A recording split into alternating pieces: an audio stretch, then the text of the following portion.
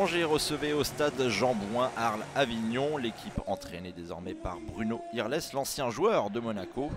Pour ceux qui s'en rappellent, c'était à l'époque d'un certain Marco Simone à la fin des années 90. Les Pandas, eux, sont bien présents pour cette affiche et plutôt de bonne humeur. Tout le monde est donc présent et les 22 acteurs peuvent enfin débuter leur match. Angers part à l'attaque en premier, débordement dans le couloir gauche et centre instantané pour une tête qui s'avère payante. C'est Jonathan Kodjia qui inscrit le premier but de cette rencontre. Lui qui semble être en très bonne forme dans ce début de saison. Il coupe la trajectoire au premier poteau et ne laisse aucune chance à Thomas Baumel. Les réactions d'Arles-Avignon viennent de loin, de très loin, de trop loin sans doute pour Ludovic Butel qui n'est pas du tout inquiété. Nouvelle tentative cette fois-ci sur coup franc et là le gardien doit se montrer un petit peu plus résistant. L'ancien joueur de Metz et de Valence ne craque pas et se montre encore une fois à son avantage dans les airs. Les occasions se multiplient pour Arles-Avignon, mais la finition pêche.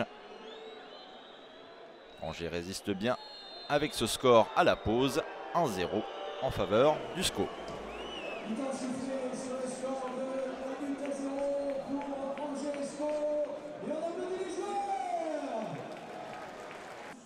Le capitaine Olivier Auriac et ancien bordelais n'est pas ravi de la prestation des arbitres en première période. Le jeu reprend finalement avec Arles-Avignon à l'attaque.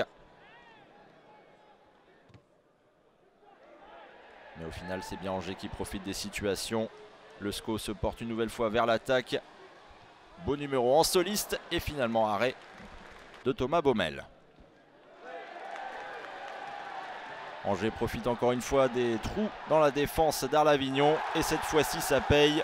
C'est Abdoul Kamara, 24 ans, passé par Sochaux, Mallorca ou encore Rennes, qui réalise le break en faveur du SCO.